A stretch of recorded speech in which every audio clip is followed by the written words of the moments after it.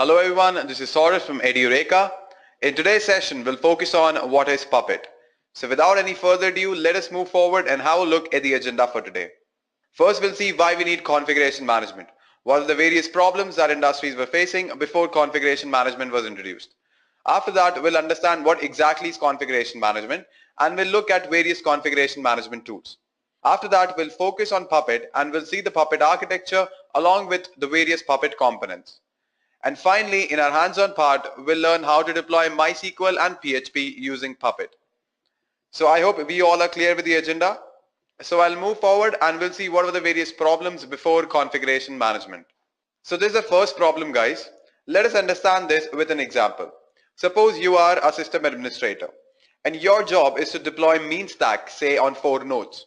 Alright, MeanStack is actually MongoDB Enterprise, AngularJS and Node.js. So you need to deploy MeanStack on 4 nodes. That is not a big issue. You can manually deploy that on 4 nodes. But what happens when your infrastructure becomes huge? You may need to deploy the same MeanStack, say on hundreds of nodes. Now how will you approach that task? You can't do it manually, because if you do it manually, it'll take a lot of time, plus there will be wastage of resources. Along with that, there is a chance of human error. I mean, it increases the risk of human error. Alright. So we'll take the same example forward and we'll see what are the other problems before configuration management. Now this is the second problem, guys. So it's fine, like you in the previous step, you have deployed MeanStack on hundreds of nodes manually. Now what happens, there's an updated version of MongoDB available and your organization wants to shift to that updated version. Now how will you do that? You want to go to the updated version of MongoDB. So what you'll do, you'll actually go and manually update MongoDB on all the nodes in your infrastructure, right? So again, that will take a lot of time. But now what happens, that updated version of the software has certain glitches. Your company wants to roll back to the previous version of the software, which is MongoDB in this case. So you want to go back to the previous version. Now how will you do that?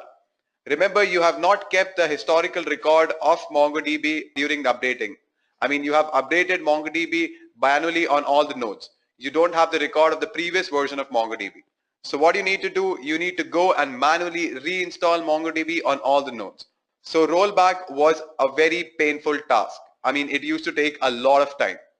And we'll see what are the other problems before configuration management. Now this is the third problem, guys.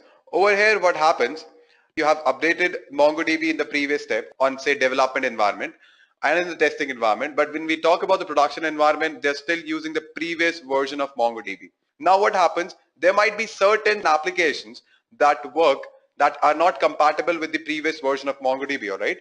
So what happens, developers write a code and that works fine in his own environment, or be it his own laptop. After that, it works fine till testing as well. Now when it reaches production, since they are using the older version of MongoDB, which is not compatible with the application that developers have built, so it won't work properly. There might be certain functions which won't work properly in the production environment. So there is an inconsistency in the computing environment, due to which the application might work in the development environment, but in product it is not working properly. So we'll move forward and we'll see what exactly configuration management is. So what is configuration management? Configuration management is basically a process that helps you to manage changes in your infrastructure in a more systematic and structured way. If you're updating a software, you keep a record of what all things you have updated, what all changes you are making in your infrastructure, all those things. And how you achieve configuration management? You achieve that with the help of a very important concept called infrastructure as code. Now what is infrastructure as code? Infrastructure as code simply means that you're writing code for your infrastructure. Let us refer the diagram that is present in front of your screen. Now what happens, in infrastructure as code, you write the code for your infrastructure in one central location. You can call it a server, you can call it a master, or whatever you want to call it, alright? Now that code is deployed onto the dev environment, test environment, and the product environment. Basically your entire infrastructure, alright? Whatever nodes you want to configure, you configure that with the help of that one central location. So let us take an example, alright? Suppose you want to deploy Apache Tomcat, say on all of your nodes. So what you'll do, in one location, you'll write the code to install Apache Tomcat, and then you'll push that onto the nodes which you want to configure. What are the advantages you get here? First of all, the first problem, if you can recall, that configuring large infrastructure was a very hectic job.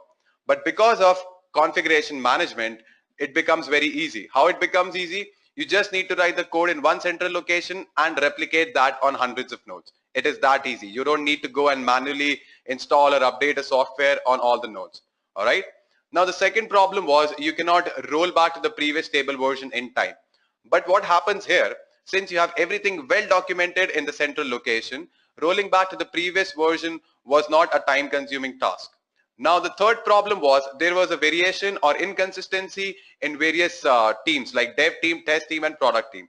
Like the environment, the computing environment was different in dev, test and product. But with the help of infrastructure as code, what happens, all your three environments, that is dev, test and product, have the same computing environment. So I hope we all are clear with what is configuration management and what is infrastructure as code. So we'll move forward and we'll see what are the different type of configuration management approaches are there. Now there are two types of configuration management approaches. One is push configuration, another is pull configuration. All right. Let me tell you push configuration first. In push configuration, what happens? There's one centralized server and it has all the configurations inside it. If you want to configure a certain amount of nodes, all right, say you want to configure 4 nodes as shown in the diagram. So what happens? You push those configurations onto these nodes. There are certain commands that you need to execute on that particular central location, and with the help of that command, those configurations which are present will be pushed onto the nodes. Now let us see what happens in pull configuration. In pull configuration, there is one centralized server, but it won't push all the configurations onto the nodes. What happens? Nodes actually poll the central server at say 5 minutes or 10 minutes, basically at periodic intervals, all right? So it will poll the central servers for the configurations, and after that it will pull the configurations that are there in the central server. So over here you don't need to execute any command. Nodes will automatically pull all the configurations that are there in the centralized server. And Puppet and Chef both uses pull configuration, but when you talk about push configuration, Ansible and SaltStack uses push configuration. Cool guys, so I'll move forward and we'll look at various configuration management tools. So these are the 4 most widely adopted tools for configuration management. I've highlighted Puppet because in this session we are going to focus on Puppet and it uses pull configuration. And when we talk about SaltStack, it uses push configuration, so does Ansible. Ansible also uses push configuration. Chef also uses the pull configuration, alright? So Puppet and Chef uses pull configuration, but Ansible and SaltStack uses push configuration. So I'll move forward and we'll look at what exactly Puppet is. So Puppet is basically a configuration management tool that is used to deploy a particular application, configure your nodes and manage your servers. Like they can possibly take your servers online and offline as required, configure them and deploy a certain package or an application onto the nodes, all right? With the help of Puppet, you can do that with ease. And the architecture that it uses is master-slave architecture. Let us understand this with an example. So this is Puppet master. Over here, all the configurations are present. And these are all the Puppet agents. All right. So these Puppet agents poll the central or the Puppet master at regular intervals. And whatever configurations are present, it will pull those configurations basically. So let us move forward and focus on the Puppet master-slave architecture. Now this is a Puppet master-slave architecture, guys. Over here what happens, the Puppet agent or the Puppet node sends facts to the Puppet master. And these facts are basically a key value data pair that represents some aspect of slave state. That aspect can be its IP address, uptime, operating system, or whether it's a virtual machine. And then factor gathers those basic information about Puppet slave, such as hardware details, network settings, operating system, type and version, IP addresses, MAC addresses, all those things. Now these facts are then made available in Puppet master's manifest as variables. Now Puppet master uses those facts that it has received from the Puppet agent or the Puppet node to compile a catalog. That catalog defines how the slave should be configured. And the catalog is a document that describes the desired state for each resource that Puppet master manages on a slave. So it is basically a compilation of all the resources that Puppet master applies to a given slave, as well as the relationship between those resources. So the catalog is compiled by the Puppet master and then it is sent back to the node. And then finally, slave provides data about how it has implemented that catalog and send back a report. So basically the node or the agent sends the report back that the configurations are complete, and they can actually view that in the Puppet dashboard as well. Now what happens, the connection between the node or the Puppet agent and the Puppet master happens with the help of SSL, the secure encryption, alright? Alright guys, so we'll move forward and we'll see how actually the connection between the puppet master and puppet node happens. So this is how puppet master and slave connection happens. What happens, first of all, the puppet slave, it requests for the puppet master certificate. Alright, it sends a request for the master certificate, and once puppet master receives that request, it will send the master certificate. And once puppet slave has received the master certificate, puppet master will again send a request to the slave regarding its own certificate. Alright, so it will request for the puppet agent to send its own certificate. The puppet slave will generate its own certificate and send it to puppet master. Now what puppet master has to do? Puppet master has to sign that certificate. Alright, so once it has signed the certificate, puppet slave can actually request for the data, alright, or the configurations. And then finally puppet master will send those configurations onto the puppet slave. This is how puppet master and slave communicates. Now let me show you practically how this happens. I have installed puppet master and puppet slave on my CentOS machines. Alright, I'm using two virtual machines, one for puppet master and another for puppet slave. So let us move forward and execute this practically. Now this is my puppet master virtual machine. Over here I've already created a puppet master certificate, but there is no puppet agent certificate right now. And how will you confirm that? There's a command that is puppet cert list, and it will display all the certificates that are pending in puppet master. I mean that are pending for the approval from the master. Alright, so currently there are no certificates available. So what I'll do, I'll go to my puppet agent and I'll fetch the puppet master certificate which I've generated earlier, and at the same time generate the puppet agent certificate and send it to master for signing it. So this is my puppet agent virtual machine. Now over here, as I've told you earlier as well, I'll generate a puppet agent certificate, and at the same time I'll fetch the puppet master certificate, and that agent certificate will be sent to puppet master and it will sign that puppet agent certificate. So let us proceed with that. So for that I'll type puppet agent -t, and here we go. Alright, so it is creating a new SSL key for the puppet agent, as you can see in the logs itself. So it has sent a certificate request, and this is the fingerprint for that. So exiting no certificate found and wait for cert is disabled. So what I need to do is I need to go back to my puppet master virtual machine and assign this particular certificate that is generated by puppet agent. Now over here, if you want to see the list of certificates, what you need to do, you need to type puppet cert list. I have told you earlier as well. So let us see what all certificates are there now. So as you can see that there is a certificate that has been sent by puppet agent. Alright, so I need to sign this particular certificate. So for that what I'll do, I'll type puppet cert sign and a name of the certificate, that is puppet agent, and here we go. So it has successfully signed the certificate that was requested by puppet agent. Now what I'll do, I'll go back to my puppet agent virtual image, and over there I'll update the changes that have been made in the puppet master. Let me first clear my terminal, and now again I'll type puppet agent -t. Alright, so we have successfully established a secure connection between puppet master and puppet agent. Alright, so I'll move forward and we'll see what use case I have for you today. So what we are going to do in today's session, we are going to deploy MySQL and PHP using Puppet. So for that what I'll do, I'll first download the predefined modules for MySQL and PHP that are there in the Puppet Forge. Alright, those modules will actually define the two classes, that is PHP and MySQL. Now you cannot deploy the class directly onto the nodes. So what you need to do, when you in Puppet manifest, you need to declare those classes. Whatever class you have defined, you need to declare those classes. I'll tell you what are manifest modules, so you don't need to worry about that. I'm just giving you a general overview of what we are going to do in today's session. So you just need to declare those two classes, that is PHP and MySQL, and finally just deploy that onto the nodes. It is that simple, guys. So as you can see that there will be a code for PHP and MySQL, and from that Puppet master it will be deployed onto the nodes or the Puppet agents. Fine, so we'll move forward and we'll see what are the various phases in which we'll be implementing the use case. Alright, so first we'll define classes. Alright, classes are nothing but the collection of various resources. How we'll do that? We'll do that with the help of modules. We'll actually download a module from the Puppet Forge, and we'll use that module that defines two classes, as I've told you, PHP and MySQL, and then I'm going to declare that class in the manifest and finally deploy that onto the nodes. All right. So let us move forward, and before actually doing this, it is very important for you to understand certain basics of Puppet, like code basics of Puppet, like what are classes, resources, manifests, modules, all those things.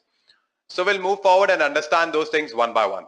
Now what happens is, first of all, I'll explain you resources, classes, manifests and modules separately. But before that, let me just give you an overview of what are these things, all right? How do they work together? So what happens, there are certain resources, all right? A user is a resource, a file is a resource, basically anything that is there can be considered as a resource.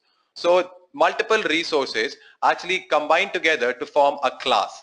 So now this class, you can declare it in any of the manifests that you want. You can declare it in multiple manifests. All right. And then finally, you can bundle all these manifests together to form a module. Now, let me tell you guys, it is not mandatory that you will combine the resources and define a class.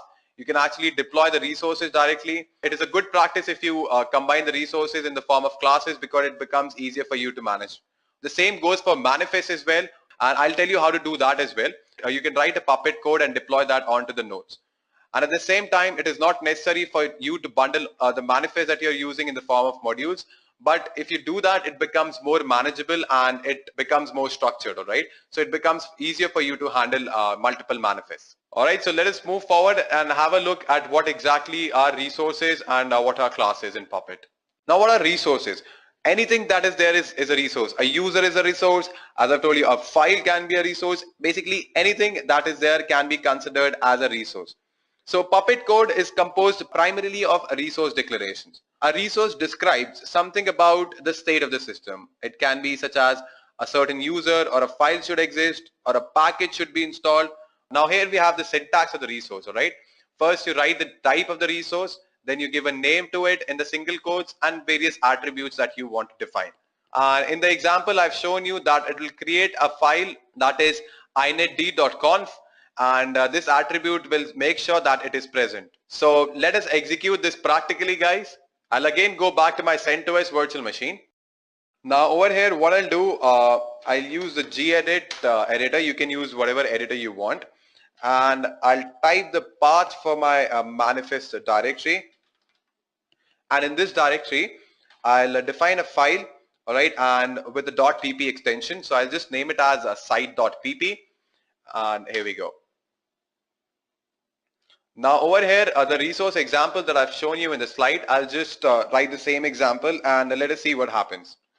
File, open the braces, now give the path /inetd.conf colon, and now I'm going to write the attribute. So I'm going to make sure that it is present, ensure that the file is created,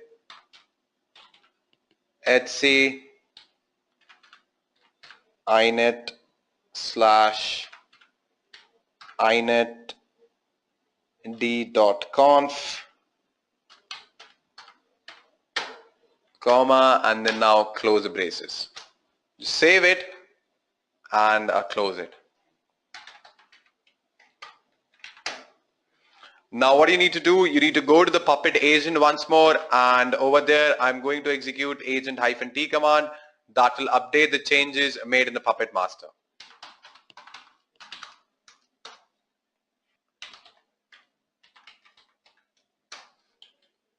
Now over here I'll use the Puppet agent-t command and let us see if the file inetd.conf is created or not.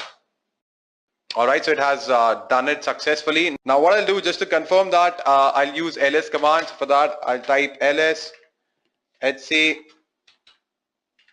inetd.conf, and as you can see that it has been created. Alright, so we have understood what exactly a resource is in Puppet, right?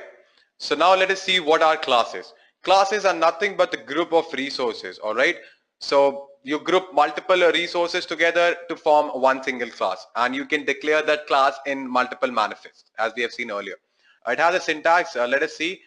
First you need to write class, then give a name to that class, open the braces, write the code in the body, and then close the braces. It's very simple. and it is pretty much similar to the other coding languages that you, if you have come across any other coding languages, it is pretty much similar to the class that you define over there as well. Alright guys, so we'll move forward and we'll see what are manifest. So this is Puppet manifest. Now what exactly it is, every slave has got its configuration details in Puppet master, and it is written in the native Puppet language. These details are written in the language that Puppet can understand, and that language is termed as manifest. This is manifest. All the Puppet programs are basically termed as manifest. So for example, you can write a manifest in Puppet master that creates a file and installs Apache server on Puppet slaves connected to the Puppet master.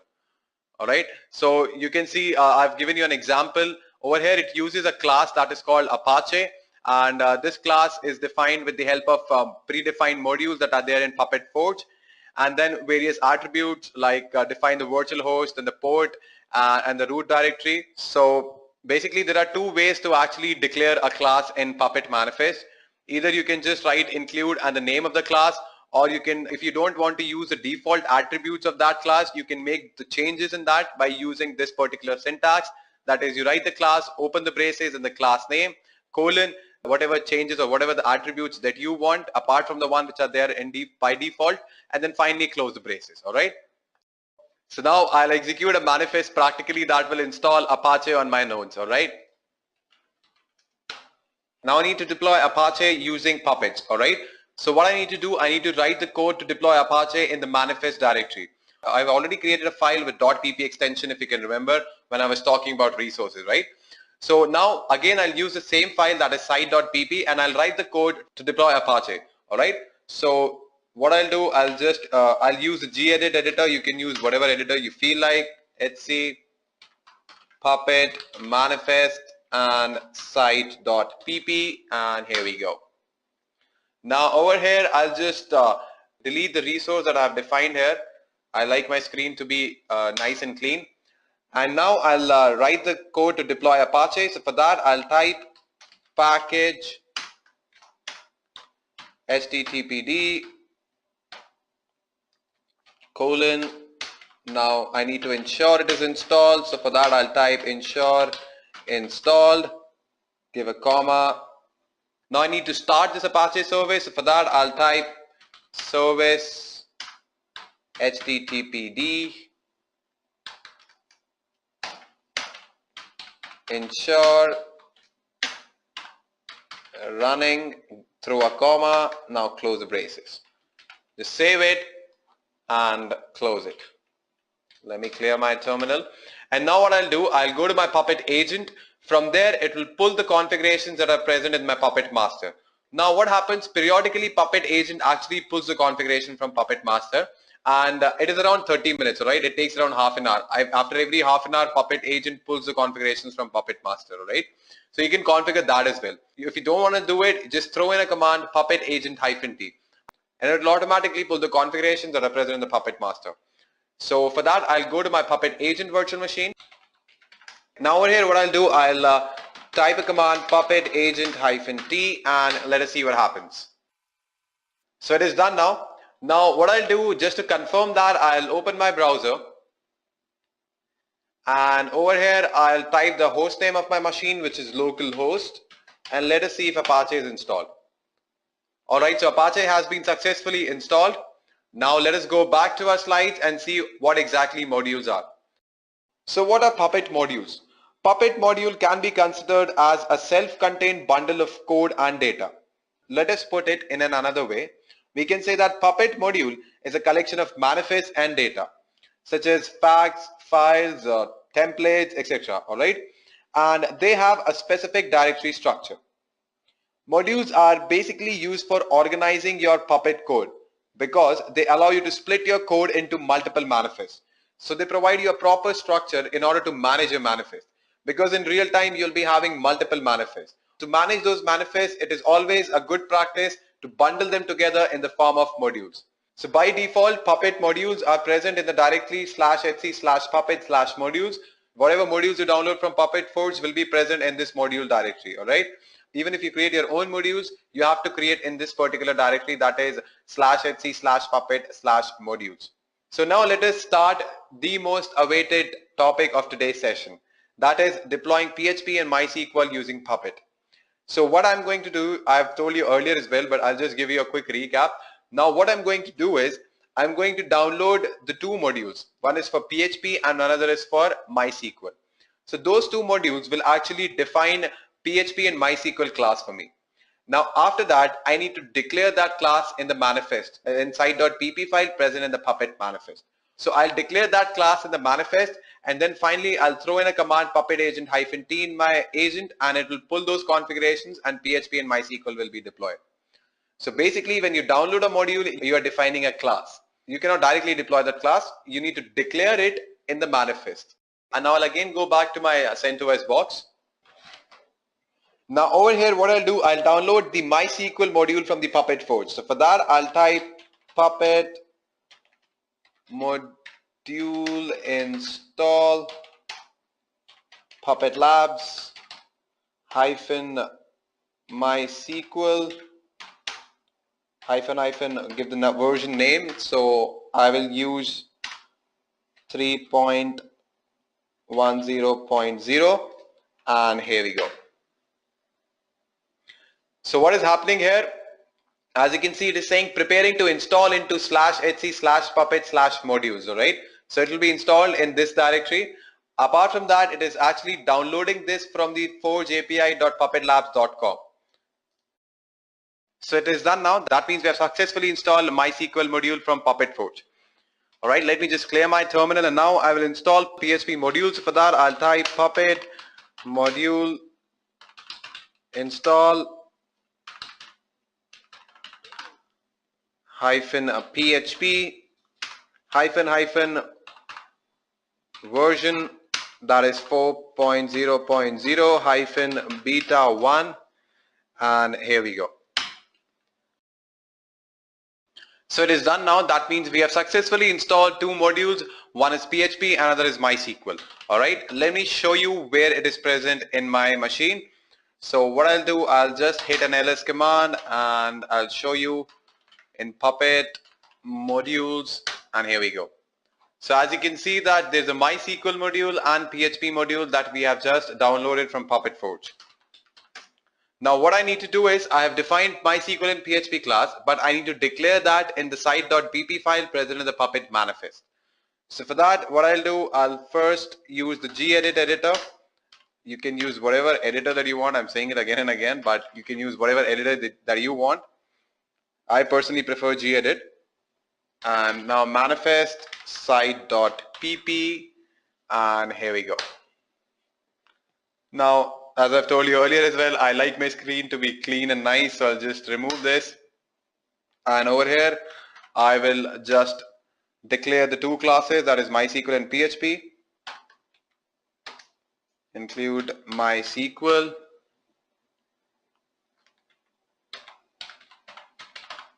server, and in the next line I'll include the PHP class. So for that I'll type PHP,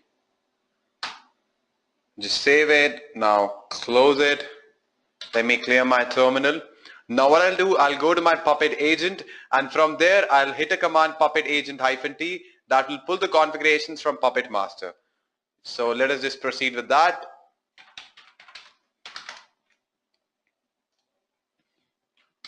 Let me first clear my terminal, and now I'll type Puppet agent -t, and here we go.